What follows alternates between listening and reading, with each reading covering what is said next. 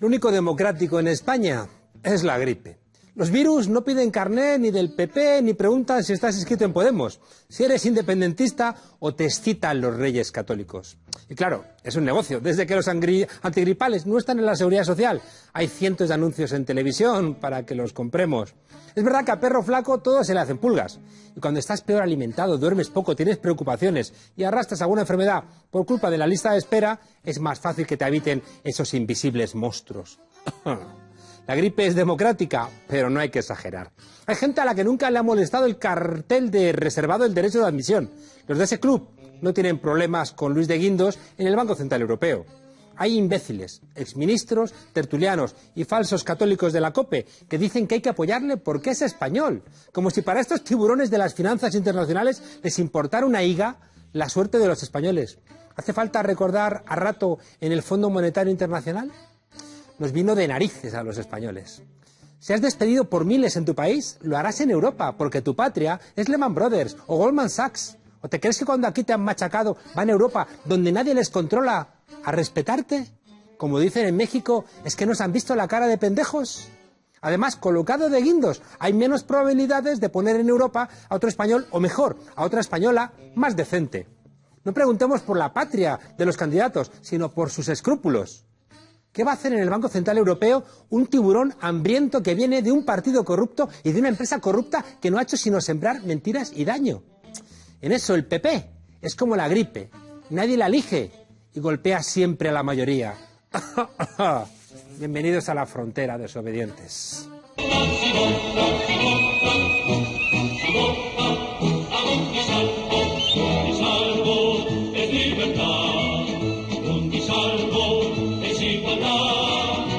Y decían que el pueblo no estaba maduro para la democracia.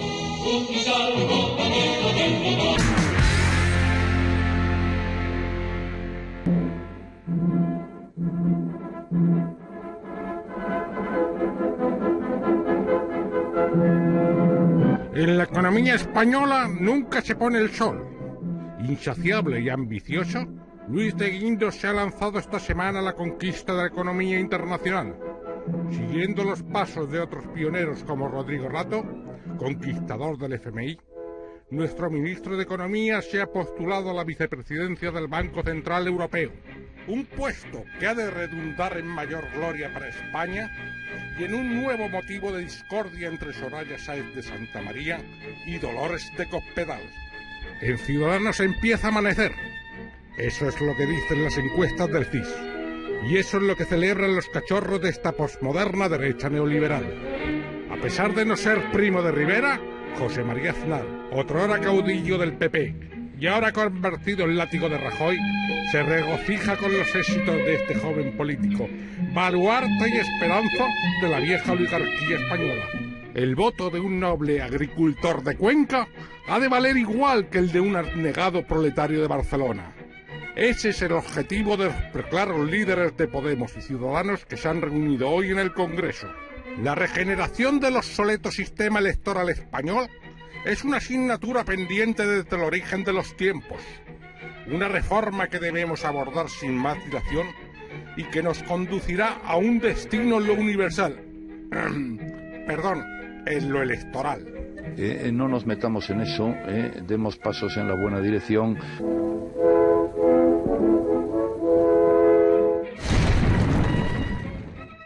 Ahí está España en blanco y negro.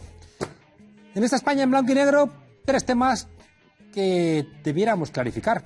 Por un lado, tenemos que clarificar qué demonios ocurre con Luis de Guindos, aunque parece que está medio claro. Por otro lado, qué ocurre con la última encuesta del CIS, que cada uno la interpreta como buenamente quiere. Y en tercer lugar, parece que lo que reclamaba el 15M, y que venimos arrastrando desde que muriera el caudillo, la reforma electoral, parece que se puede acercar. Y para discutirlo aquí, en esta mesa, donde no hay gritos y sí muchos argumentos, tenemos a Fernando Berlín. Buenas noches. Premio Ondas, cafetero. Hace ya mucho tiempo, ya bueno, no se puede vivir de las rentas permanentemente, pero bueno, vamos, me puedo arrastrar todavía un poco. Aquí te queremos, aunque no lo hubieras ganado. Y María Eugenia Rodríguez Paló, profesora de Filosofía del Derecho. ¿Cómo estás? Y pensadora libre donde las haya. Muchas gracias por estar aquí con nosotros. Bueno, se confirmó lo que era un secreto a voces. ¿no? La segunda oportunidad de Guindos para lanzarse en trampolín a un puesto de prestigio, ¿no? En la dirección de la economía europea. Estos días parece que no se ha anunciado que ya por fin, ¿no? El candidato a la vicepresidencia del Banco Central Europeo, bueno, un puesto que se disputa, ¿no? Con el irlandés Philip Lane, gobernador a su vez del Banco Central de Irlanda, que es un perfil más académico, pero que tampoco, ¿no? Si has llegado a ser vicepresidente presidente de un banco central en un país de nuestro entorno, no es porque seas tampoco una perita en dulce. En fin, la discusión está en si por el hecho de ser español esto realmente mejora a los españoles. Y hemos visto, ¿no?, a gente como Miguel Sebastián, o hemos visto como tertulianos defendían con ahínco, no, como es español hay que apoyarlo. No sé cómo lo veis. María Eugenia. Bueno, yo lo que veo es a Rajoy colocando amigos, ¿no?, a la desesperada. Soria, Wert, ahora este señor que es como, no sé, una especie de residuo tóxico, ¿no?, que no sabes dónde colocar y bueno, lo lanzas ahí a la Unión Europea. A mí que sea español, yo creo que lo has dicho tú muy bien en el monólogo, ¿no? Me parece, vamos, un dato irrelevante considerando, ¿no?, de dónde procede pues Guindos, ¿no?, y qué es lo que ha venido haciendo, ¿no? Vamos a escucharle a él directamente a ver cómo se expresa de sí mismo. España va a conseguir este puesto y es el escenario que contemplamos, ¿no? Nosotros pedimos que en un puesto de responsabilidad técnica haya un técnico. Y más que un técnico, que haya una técnica. Que sea una persona cualificada, mujer y experta en el ámbito de la política monetaria. Fernando, te has quedado como medio de piedra. No, porque conocía las declaraciones de Pedro Sánchez. Yo coincido en el principio, entre que sea español o sea una mujer, prefiero que sea una mujer. Si se trata de buscar una cuestión más simbólica por el hecho de, más que la cuestión técnica pura y dura. Pero, vamos a ver, España está infrarrepresentada, es verdad, en instituciones internacionales. Esto es un problema que venimos arrastrando y que arrastramos desde la última etapa del gobierno socialista hasta los gobiernos de Rajoy. Tiene sentido que haya un español en ciertas posiciones internacionales porque es verdad que mejora la interlocución. Y hay algunos asuntos en que no es un tema menor. El problema es que las instituciones europeas, que como todo el mundo sabe, tienen como, digamos, como base fundamental de nacimiento restar soberanía nacional a los países, no tiene mucho sentido que estemos en peleas pensando que porque tengamos ahí un interlocutor va a mejorar algo nuestra posición, porque precisamente la propia Unión Europea se fundamenta en todo lo contrario, ¿no?, en la pérdida de la presencia. Si hay una persona que no sea un neoliberal o una neoliberal en Europa, afectará de una manera diferente a los españoles que el que haya un neoliberal, aunque sea español. Es decir, que cuando lo hemos vivido con Almunia, ¿no? Es decir, si tú vas a asumir determinadas políticas que implican, por ejemplo, austeridad y recortes, ¿qué más me da que seas español o que seas Pero si es que alemán? este señor ya lo hemos sufrido aquí, ¿no? Es decir, que bueno, un señor que ha presumido de salvar, ¿no?, de hacer el rescate bancario, aparentemente que no nos iba a costar nada y que finalmente nos ha costado más de 60.000 millones, ¿no?, de euros, bueno, que ha sido presidente de Lehman Brothers, que es el epítome, ¿no?, de la falsificación de cuentas, claro, de Grecia, etcétera. No sé, que procede además de la política económica del aznarismo, ¿no?, que ha sido precisamente el origen de la burbuja inmobiliaria, la desregulación del suelo. Y que yo creo que lo que vamos a sufrir con él, estando allí o estando acá, pues es lo mismo, ¿no? No creo que se haya transformado especialmente. Pero lo que sí que es llamativo es que hay un cierto consenso en la prensa internacional en que el nombre o el candidato favorito, por lo menos eso es lo que siempre nos parece desde España, porque no es la primera vez que después dan un paso atrás y que nos quedamos con la piel colgada antes de haberla... Pasó como en la presidencia del Eurogrupo, ¿no? Que sufrimos un proceso mediático muy parecido. Claro, que haya un español o no tiene algo de relevancia en el orgullo patrio español, pero poco más, no va a cambiar las políticas europeas. Dicho lo cual, sí me parece un debate muy interesante y que se coloque el foco sobre esto, porque lo que hay es un enorme desinterés sobre lo que ocurre en Europa. Y en eso creo que seguimos anclados todavía en la creencia de que la política fundamental se hace aquí, cuando la política fundamental nos viene dictada desde fuera, ¿no? Claro, y la serio el asunto, no es un asunto. Las decisiones del Banco Central Europeo marcan, por ejemplo, el Estado social en España. Es decir, que la reforma del artículo 135 fue a raíz de un memorándum que mandó el Banco Central Europeo. Pero eso tiene que ver, digo, cada vez que hay elecciones europeas las miramos con una cierta desidia y no hay mucho interés y se envía un poco a los viejos dinosaurios de los partidos. Cuando nació Podemos, que mandó... En el caso de Podemos ya fue una anomalía y de hecho se presentó y el resultado probablemente tuvo algo que ver con eso, ¿no? Porque era novedoso. Pero esto debería ser motivo de reflexión porque casi todas las grandes políticas nos vienen dictadas. Pero si además yo creo que es que los que no se toman en serio la Unión Europea son precisamente, bueno, pues estos señores que están en el Partido Popular, ¿no? Así que a la gente a la que mandan, estas instituciones son personas completamente desprestigiadas, ¿no? El caso de Soria, por ejemplo, después de los papeles de Panamá, se piensa en él para el Banco Mundial. El BERT, pues igual, después de haber destrozado, digamos, la educación en España con la LOMCE, pues se le manda a París. Es decir, que bueno, ¿no crees que eso es, María Eugenia, residuos tóxicos? ¿No crees que eso es porque la lógica de esas instituciones está marcada y lo que hace falta sean personas que acríticamente ejecuten esas lógicas? Es decir, seguramente. Bueno, hay algunas, el caso del Fondo Monetario Internacional, la llegada de Rodrigo Rato, o algunos de los que han pasado por el Fondo Monetario Internacional, el carácter casi viene dibujado por un perfil patológicamente, en fin, no me atrevo mucho a pronunciarme porque no me quiero buscar más líos de los que tengo, pero da la impresión de que el perfil que buscan es exactamente ese, ¿no? Pero aquí la cuestión, decía, es un señor como de Guindos, que ha protagonizado el Lehman Brothers en España, el previo a la crisis, o sea, la institución probablemente más dañada, que mayor daño ha hecho a la economía mundial y española, y se le ha redibujado perfectamente las instituciones hasta el punto de que ha llegado a ser ministro de este país. A partir de ahí, ¿qué es lo que se puede esperar, ¿no? En cualquier caso, parece preocupante que un cargo que va a tomar decisiones que afectan tanto a la vida de los españoles y de los europeos, nadie opine, cuando la soberanía supuestamente reside en el pueblo, acerca de ese cargo. Es decir, que uno podría pensar, ¿no?, que un cargo de esas características debiera pasar por algún tipo de filtro vinculado a la soberanía popular. Y además el filtro, lo decías también tú muy bien, ¿no? Yo creo que el filtro no tiene que ser técnico exclusivamente. Evidentemente, si es un técnico y sabe lo que hace, pues está bien. Como si los técnicos fueran realmente apolíticos. Pero es al revés. Precisamente el filtro debe ser un filtro político, que tenga que ver con lo que tú estás indicando, ¿no? Con los derechos de la gente. Esta semana se han publicado los resultados de la última encuesta del CIS, con la subida repetida de Ciudadanos en la intención de voto, el descenso del PP, más o menos el mantenimiento del Partido Socialista y una ligera subida de Podemos. Pese al desgaste sufrido en Cataluña, que para algunos supone un resultado muy, muy relevante al poder pensarse que era como el Rubicón, ¿no?, de esta formación política. Estas son las valoraciones que han hecho los partidos políticos de esta encuesta. Y el PP no vive de las encuestas. Otros sí. Les encantan vivir de las encuestas y toman decisiones en función de las encuestas. Mal asunto ese. Pero desde luego no podemos ocultar la satisfacción de que nuestro partido siga creciendo de una manera exponencial. Entendemos que la encuesta es enormemente positiva. Pablo Iglesias, desde luego, queda para rato y que posiblemente acabe presidiendo este país. Incorporamos a esta mesa de análisis a Jaime Miquel, analista electoral del gabinete Jaime Miquel y Asociados.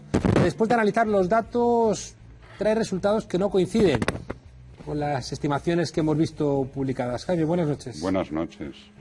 Bueno, primero tengo que decir, a mí este CIS me gusta. Este CIS ha estado haciendo muy buenas estimaciones. ¿Cómo sois los analistas demoscópicos? Las cosas como son. Que os pueden gustar los CIS. Primero. Segundo, este CIS acaba de poner al Partido Popular en el 26. Esa gente ganó con el 33. ¿no? Sus números respecto a lo que es la posición del Partido Popular son plenamente coincidentes con mis estimaciones con sus tablas de resultados. La discrepancia con esas tablas de resultados y nuestras técnicas, el PSOE y Ciudadanos están empatados. Esa es la única discrepancia que tenemos con los datos del CIS. Según el CIS, el PSOE viene por delante y Ciudadanos por detrás, ¿no? Bueno, con mis técnicas, con sus tablas, están empatados. ¿Esto es circunstancial o crees que es una tendencia permanente? Bueno, la emergencia de Ciudadanos. Es decir, este resultado es verdad que las encuestas vienen inflando a Ciudadanos y siempre,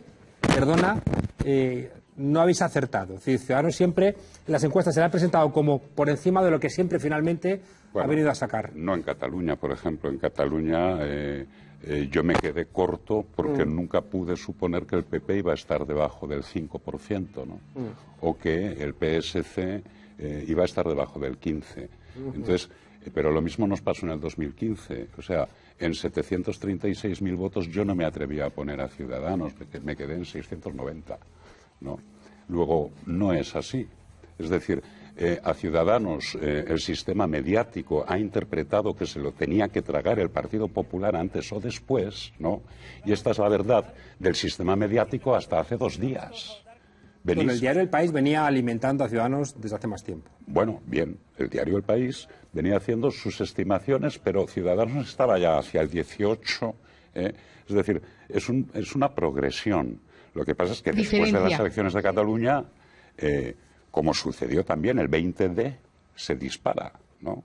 Luego tú dices, el 27S al 20D, luego tú dices, no reunió los votos en las urnas que decíamos, efectivamente. También hizo una campaña lamentable, ya, ¿no? Entonces, una pregunta breve, Jaime. ¿Implica esto que finalmente ha habido una fragmentación del voto de la derecha y hay un trasvase de votos desde el PP a Ciudadanos? Sí, definitivo. Pero, sí, por supuesto que sí, pero no, es un reemplazo. Es un reemplazo que se está produciendo. Es mitad más joven del censo todavía, es decir, el Partido Popular tiene su base de 6 de cada 10 jubilados, ¿no? Se está produciendo este reemplazo. 6 de cada 10 ya darían casi los 6 millones que tiene. Bueno, sí, da los... Hay 9 millones y medio. Sí, 5 y pico, ¿no? O sea, en definitiva... Está así, o sea, que tú consideras que el trasvase del PP a Ciudadanos lo das por definitivo. O sea, eso ya está, pero es que además todo el sistema está ahí, ojo, también del Partido Socialista. Es decir, también hay una transferencia de voto del Partido Socialista a Ciudadanos, ¿no? Que también podríamos hablar. Ahora hablamos de eso. María Eugenia. Bueno, yo estoy completamente de acuerdo aquí con Miquel, vamos, yo lo veo clarísimo. De hecho, del CIS me parece que es el elemento más estructural que hay en el CIS que hemos visto ahora, ¿no? Y además estoy también muy de acuerdo en el hecho de que esto, pues claro, se ha disparado tras la cuestión catalana, pero es que el PP ha quedado como la versión descafeinada de Ciudadanos. Yo creo que Rajoy pensaba que le iba a salir muy bien aquello de externalizar el conflicto, de tecnificarlo, ¿no? Y dejarlo en manos de los jueces y hacer un 155 edulcorado con el apoyo de Ciudadanos y el PSOE, y en realidad le ha salido mal. Es que Ciudadanos le ha pasado por la derecha. Yeah. Yo tengo una intuición, no sé cómo la veis, y es que el PP intentó modernizarse con Aznar. Intentó dejar atrás, ¿no?, esa derecha más franquista, esa derecha más conservadora vinculada al catolicismo, ¿no? Y se hizo neoliberal, ¿no? Y por eso también, por esa vinculación al neoliberalismo, cayó en los casos de corrupción igual que en el resto de Europa. Resulta que viene Ciudadanos que responde de alguna manera a esa idea de patria más arrogante, que vendría heredera de esa idea falangista, ¿no? Con una idea del mercado muy fuerte, con una idea de a quien Dios se la dé, San Pedro se la bendiga, y que de alguna manera, al estar limpia de corrupción, recibe esa modernización que había intentado representar Aznar, y que es lo que explica que a día de hoy Aznar se vea más representado en Rivera que en el Partido Popular de Rajoy. No sé, Fernando, ¿cómo lo ves? Sí, bueno, Ciudadanos representa esa derecha que no ha existido en España, que no venía con hipotecas en la espalda, aunque han sido muy ambiguos, por ejemplo, en materia de memoria histórica, cuando no han sido claros, que también lo han sido en alguna ocasión. ¿Pero no te suena un poquito como a Arenas, a Zaplana, a Rato? Pues mira, no lo sé, pero yo creo que Podemos debiera estar cómodo con esta situación, porque solamente la hegemonía de la derecha puede ser atacada si la derecha es dividida.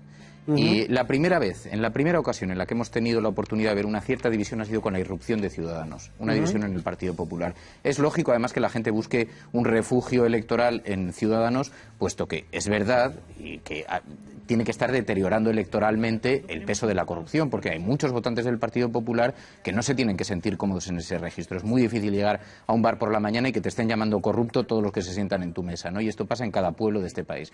De manera que cuando empiezas a ver que hay un partido político más joven, con ideas que claramente son liberales, no las esconden, se está produciendo esa fractura. A mí lo que me interesaría mucho, y a lo mejor, Jaime, en esto podéis tener algún... porque yo no lo sé, ¿qué sucede si la derecha se divide? ¿Tiene más fuerza electoral o permite, porque realmente la izquierda lo que le ha pasado en este país es que ha estado permanentemente fraccionada, ¿no? Yo no sé si ese fenómeno es posible, se puede ofrecer también en la derecha. Cuéntanos pues, Jaime. Estamos ahí, ¿no? Es decir, el CIS está dando 6,2 o 6,1 millones de votos para el Partido Popular, para 5 para Ciudadanos, ¿no? Empatado con el PSOE a 22, ¿no? El PSOE 23 y Ciudadanos 21, ¿no? Es decir, ya estamos prácticamente ahí. Me gustaría ver qué repercusión tiene eso, según la ley electoral actual, qué consecuencias tiene en términos de representatividad. Lo estamos viendo. Si esto reforzaría a la derecha o la dividiría. Porque lo que sí que yo creo que es evidente que cuando... No, o sea, ahora mismo hay mayoría absoluta PP Ciudadanos. Ahora mismo estamos viendo que Partido Popular está, o sea, yo te hablo ya no de CIS, sino de lo último que tengo, ¿no? Hacia 102 y Ciudadanos 79. Muy empatados en votos, pero tienes, por ejemplo, a PSOE en 87 con menos votos que Ciudadanos 79. Eso es la LOREG. Entonces, el ejercicio de cambiar lo que acaba de hacer Podemos nos dice lo que significa, y significa nada. El problema no está en la fórmula. El problema está en los 2 fijos por provincia.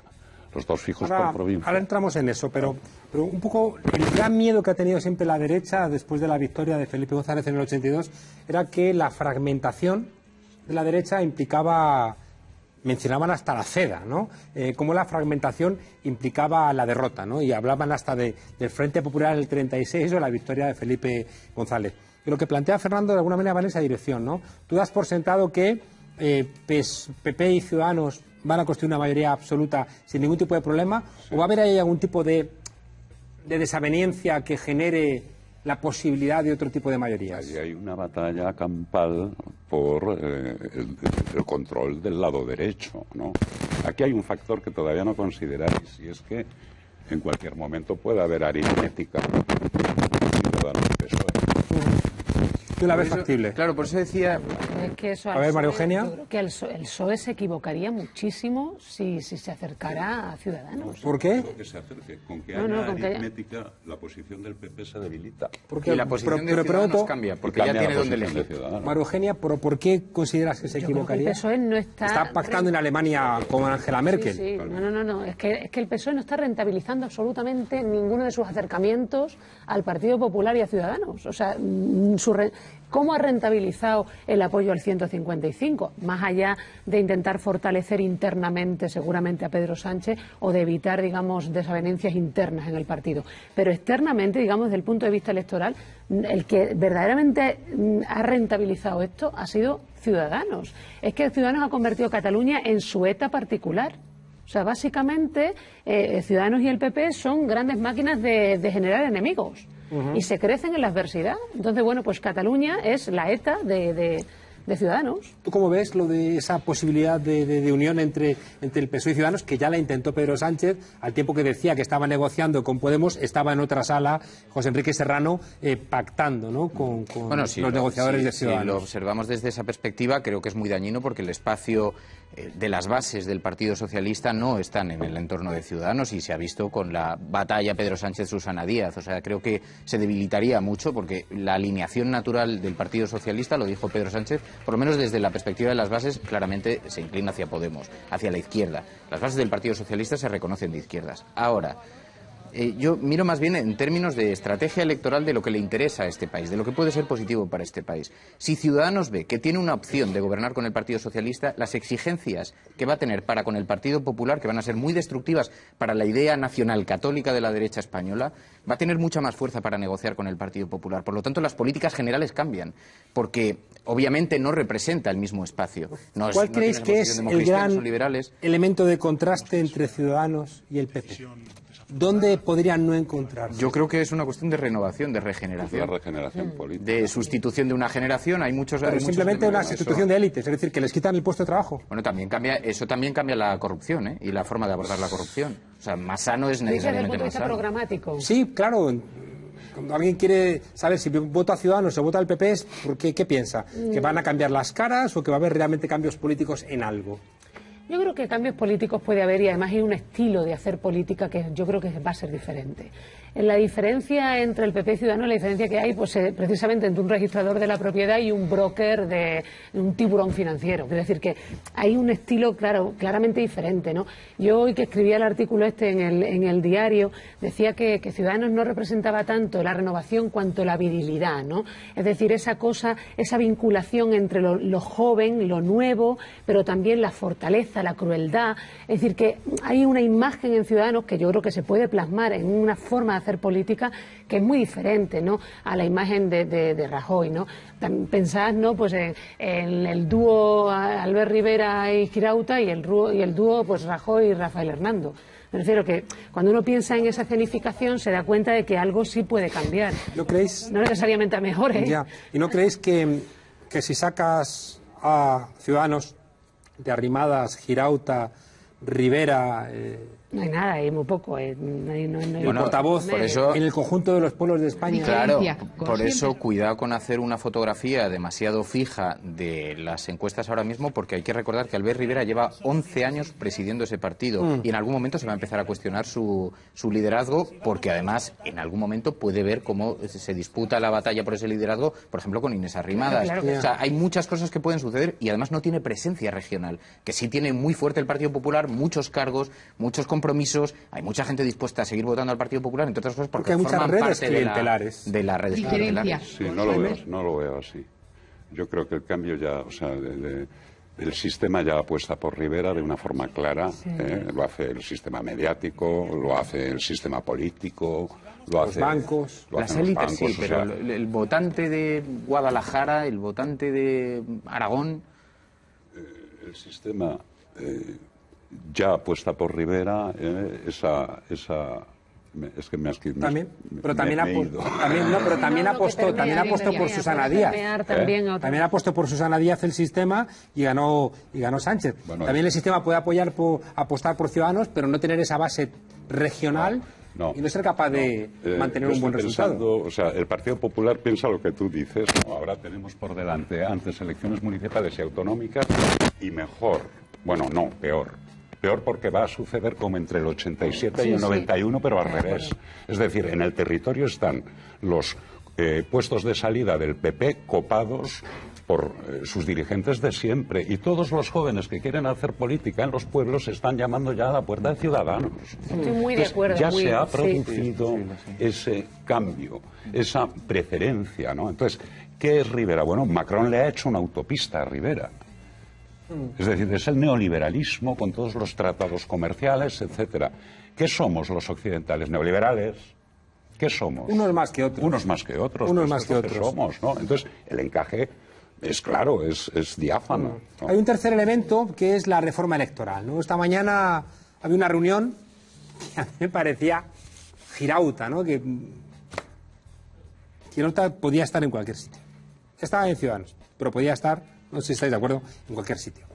En cualquier sitio de la derecha me refiero. Bueno, Irene Montero por Unidos Podemos y Girauta se han reunido, ¿no?, para discutir un cambio, ¿no?, en la ley electoral, para intentar que realmente le cueste el escaño a todos los partidos lo mismo, ¿no? Podemos ha propuesto otras cuestiones, ¿no? Bajar la edad de votación a los 16 años, ¿no?, planteando que, bueno, si tienes edad para trabajar, responsabilidad penal y pagar impuestos, ¿por qué no puedes votar, ¿no? Y Ciudadanos ha planteado que, bueno, que los prófugos no puedan presentarse a las elecciones, ¿no?, un poco monotemático. ¿Qué os parece, ¿no?, las propuestas que se han discutido, Jaime? No se aborda el tema, es decir, el ejercicio de cambiar la fórmula lo que nos enseña es que el problema no está en la ley. Tú cambias la fórmula y aquello sigue reproduciendo. Bueno, subiría un poco Ciudadanos, un poco sí, pero en términos Unidos de mayorías, Podemos. Es lo mismo.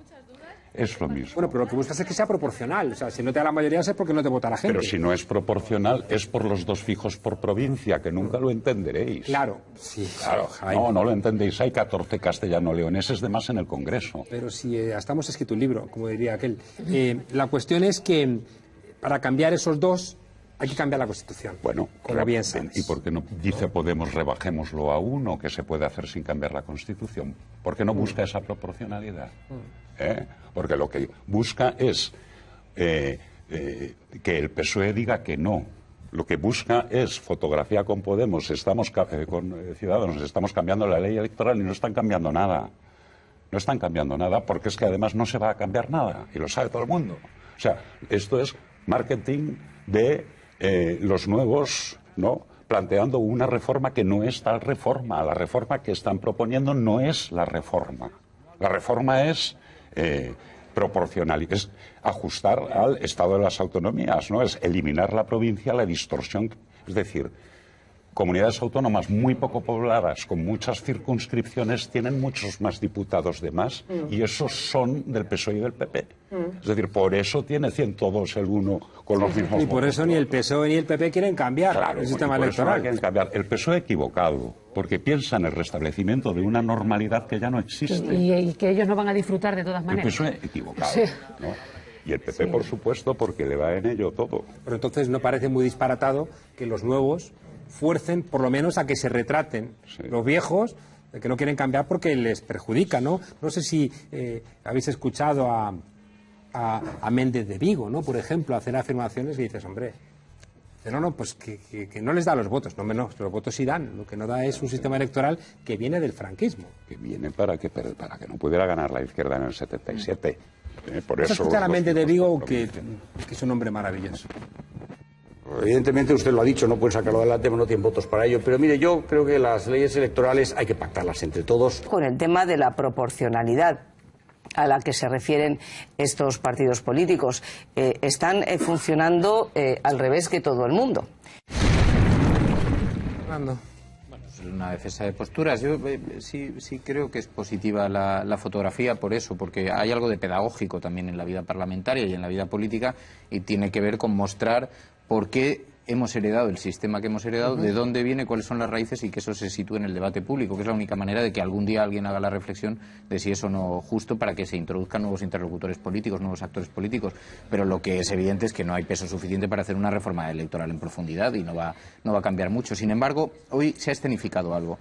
La posición de fortaleza de Ciudadanos y la intención de asedio frente al Partido Popular, porque está dispuesto a exhibir que está pactando y acercándose a Podemos, que eso, hasta la llamada con Iglesias del día 31 de enero, hasta entonces no imaginábamos que Ciudadanos iba a hacer ese ejercicio también de escenificación de proximidad. O sea que yo creo que estas cosas también son positivas porque nos muestran escenarios políticos, más allá de que se vaya a conseguir o no. Es un poco jaleoso, ¿no, María Eugenia? No, yo también quería rescatar algunas otras propuestas, ¿no?, que se han hecho. El tema del blindaje del 50% de mujeres en las listas cremalleras, ¿no? Me parece que esto es una propuesta interesante, considerando que ahora mismo las mujeres tenemos un 39% de representación en el Congreso, y que es que además cuando la Ley de Igualdad entró en vigor se pasó de 36 a 36.3. Es decir, ¿por qué? Porque precisamente los partidos se ocupaban de que las mujeres no estuvieran en los puestos de salida, es decir, las colocaban en lugares difícilmente elegibles, ¿no? Entonces yo creo que está claro que la Ley de Igualdad no ha sido suficiente, está claro que además ha sido claramente resistida por los propios partidos, que son máquinas oligárquicas, lideradas por varones, eso es así, ¿no? Y me parece que esta es una propuesta interesante, ¿no? Hay algo que, cuando viajas por Europa, la queja constante y repetida de los españoles en la emigración es el voto, tener que rogar el voto, es decir, tener que suplicar que te dejen votar, nunca te llegan las papeletas, nunca puedes votar. Directa, es una estafa de uno de las bases fundamentales de la democracia, que es poder manifestar tu opinión, y es un claro secuestro del derecho de los ciudadanos. No es sufragio universal. Y además se ha hecho específicamente para evitar cierto... Es censitario porque no pueden votar, ¿no? Bueno, te tienes que inscribir, tienes que pedirlo. No, y te llegan tarde las papeletas. Llegan tarde, en algunos casos hay gente que tienes que recorrer kilómetros para pedir la papeleta. Tres vueltas al consulado. Es una locura. Bajó además bajó la participación en 2015-2016 como en 20 puntos, claro, acabó, de una llamada a la abstención, ¿no? Claro, y esos jóvenes que se fueron de aventura, que dijo la ministra, pues a lo mejor no tenían muchas ganas de votar. Pero ¿sabéis por qué se vota así? Se vota así por el fraude que había con ese voto. Se vota así en unas elecciones que creo que fueron 2008, cuando se cambian, unas de las de Zapatero, porque aparecen 50.000 votos de estos en una de las Islas Canarias, ¿no? Claro. Y claro, entonces era práctica el traer votos fraudulentos del extranjero. Bueno, de hecho, América, todos recordamos, ¿no?, a Fraga viajando, ¿no? Y pactan, a recoger votos por ahí. Nos quitamos el problema. ¿Y el voto a los 16 años qué os parece? A mí me parece bien. De lo más razonable. Totalmente. Además, la ley del paciente establece en la mayoría de edad en 16. Y bueno, las discusiones que hemos tenido acerca de, por ejemplo... ¿La ley del paciente? La ley del paciente establece la mayoría de edad en 16. O sea, ¿Qué es la ley del paciente?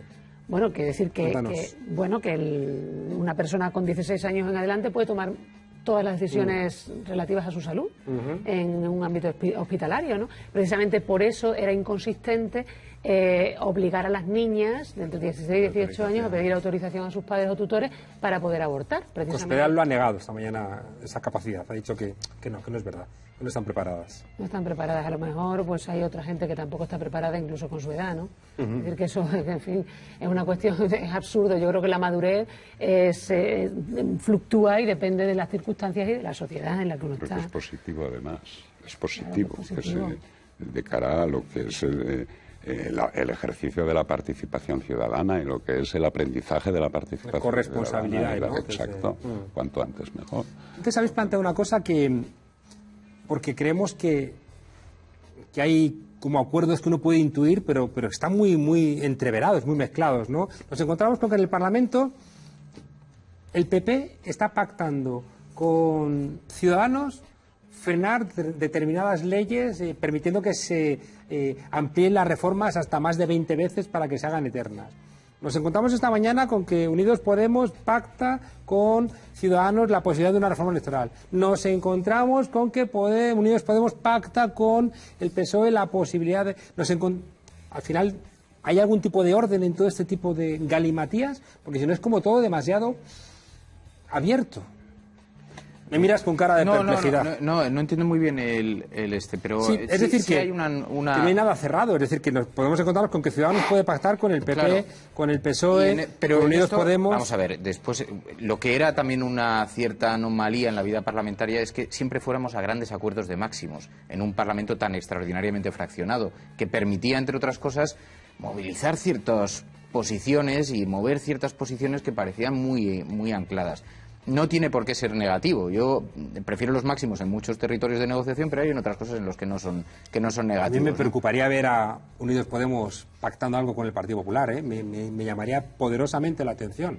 Bueno, a mí me inquietaría porque hemos visto algunas prácticas muy tramposas del Partido Popular a la hora de llegar a acuerdos. Pero, dicho lo cual, depende de qué estemos pactando. Porque si, por ejemplo, conseguimos un acuerdo en materia de igualdad salarial que no ha precisamente encabezado el Partido Popular, sería una conquista para todos los ciudadanos. Yo creo que ahí nadie cuestionaría. Claro, no es muy real. Si viene con trampa detrás... No es muy real que eso ocurra. Bueno, ahora mismo no, es completamente irreal.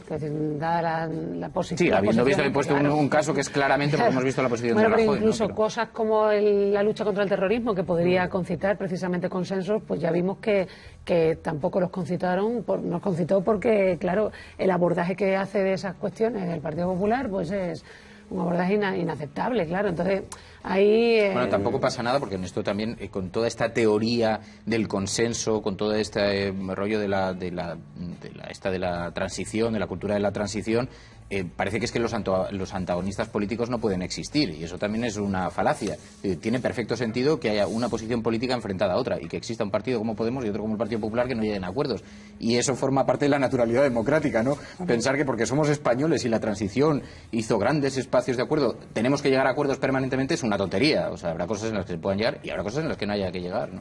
Que tengo la sensación de que hay algo de fraude, ¿no?, en determinadas grandes coaliciones. Eso lo planteaba un politólogo alemán, Klaus Hofe, cuando las primeras grandes coaliciones, que decía, es que eso es un fraude de ley, es decir, que si los ciudadanos tienen que acumular sus votos para satisfacer sus demandas políticas y quienes tienen que representar esos intereses pactan con los que representan otros intereses, al final ahí está habiendo de alguna manera un fraude del principio democrático, ¿no? Porque tú sabes que yo se anula de alguna manera esa voluntad popular. Sí, en fin, trabajé mucho, ¿no?, en lo que año 2011, 2012, en lo que ya veía ya que estaba sucediendo en los números electorales, ¿no? Y es que se había agotado ya el bipartidismo, estábamos ya en un miniciclo hegemónico del Partido Popular, etcétera, ¿no? Y entonces había los viejos partidos y los nuevos partidos, ¿no? Y aquello pues llegó hasta Nou Barris, ¿no? O sea, hubo un momento de la nueva política, ¿no? Finalmente yo estoy ahora en otro lugar, ¿no? Y el lugar es que al final las personas son de dos clases. Son las personas que no necesitan ayuda y las personas que necesitan ayuda. Las personas que no necesitan ayuda están perfectamente representadas por el Partido Popular y por Ciudadanos. Estas personas quieren la menor presión fiscal, el menor coste para la cohesión social, ¿no? Y es la España a la que se refiere Rajoy, que crece al 3, que tiene empleo, que genera empleo, que crea riqueza, exacto, que exporta, etcétera, ¿no? Y ese es el lado derecho. Y ese es el lado derecho del sistema. Y luego hay un lado izquierdo del sistema, ¿no? Ese lado izquierdo del sistema se ocupa de las personas que necesitan ayuda. ¿Y quién necesita ayuda? La mitad de los jóvenes, las mujeres, los parados de larga duración, los dependientes, todas estas personas, ¿no? Necesitan ayuda. Bien. Que son mayorías. Además. Que son mayoría.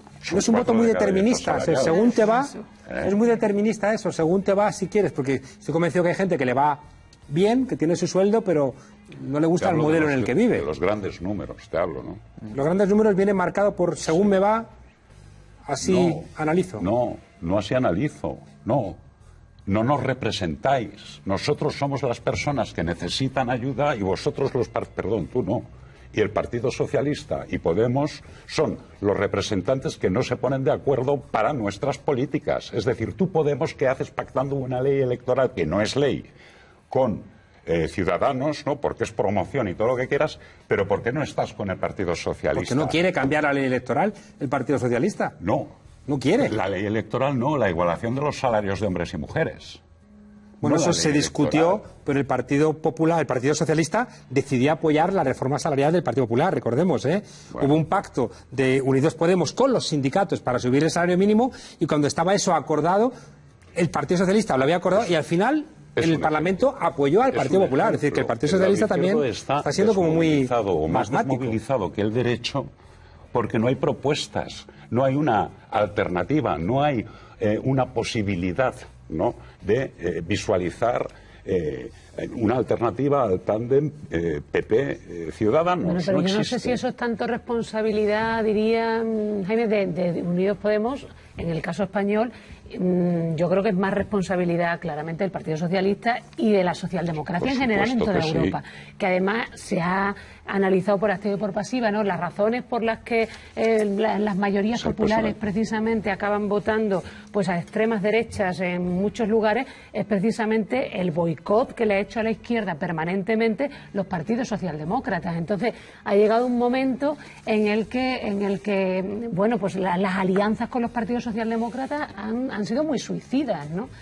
Digo una cosa. Claro, diría, Jaime, ¿qué quieres aportar a las 21:58 de la noche? Bueno, digamos que clases de personas, partidos que tienen que ocuparse de las personas, ¿no? Solo hay una forma de ser español, que es la que nos dice Mariano Rajoy, que es la que nos dice Alfonso Guerra, que es la que nos dice Susana Díaz, etcétera. No hay otra forma visualizable de ser español. La plurinacionalidad es un concepto identitario español.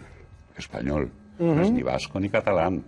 De plurinacionalidad hablan españoles, ¿no? Entonces, lo primero que tiene que hacer Podemos y el PSOE es definir una forma de ser español que no sea la de Rajoy, el Rey, González, Susana Díaz, etcétera. No existe esa forma visualizable de ser español. Así empezó. Por ahí hay que empezar. Podemos, ¿no? Pensando en una España diferente. Nos estamos marchando. ¿Qué quieres decir? No, luego también Fernando de Cierre. Hay una victoria de la propaganda gigante. Le preguntaron a un negro votante de Trump, pobre, ¿por qué vota Trump? Y dijo, si solo está apoyando a los ricos. Y dijo, es que yo algún día puedo ser rico. Pues la victoria de la propaganda también es atroz, ¿no? Dice, no, es que nunca vas a ser rico, nunca te va a beneficiar Trump, pero tú le estás apoyando, ¿no? La conquista sentimental del corazón de las mayorías a fuerza de mucha propaganda. Bueno, muchas gracias Jaime, María Eugenia, Fernando. Nos vamos en esta noche de frontera, pero os dejamos con el tornillo, que se va acercando, ¿no? Este 8 de marzo, que creo que va a marcar un punto de inflexión en nuestro país. Os dejamos con el tornillo y nos vemos la semana que viene. Desobedientes, portaos mal, que a mí no me dejan.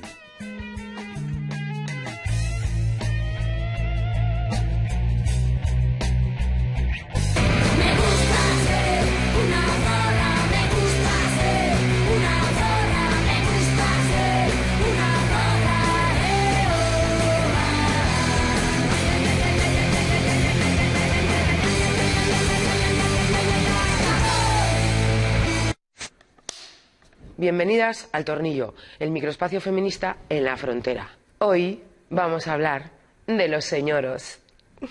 Señoro es una palabra que no está en la RAE porque creo que se la inventó una amiga mía. Yo se la oí y me la he quedado. ¿Y qué es un señoro? Los señoros son gente que está cómoda, que está bien, que está a gusto en el sistema heteropatriarcal, que ponen en duda todas las manifestaciones de la violencia machista con un argumento estupendo, que ellos no la notan. La brecha salarial, un invento. La violencia contra las mujeres, victimismo. La imposición del trabajo doméstico, os quejáis por todo. Vamos, que cogen su experiencia individual, miran un poquito hacia alrededor y como no ven desigualdad, consideran que nos la hemos inventado. Los señoros dicen cosas como: no nos metamos en eso. Ungu, presunción de inocencia. Hemos venido a hablar de cine, no mareéis con otros temas. Unga, denuncias falsas. A ver si ahora va a resultar que somos todos violadores. No me culpabilices por el hecho de haber nacido hombre. A los señoros les importa una mierda las investigaciones,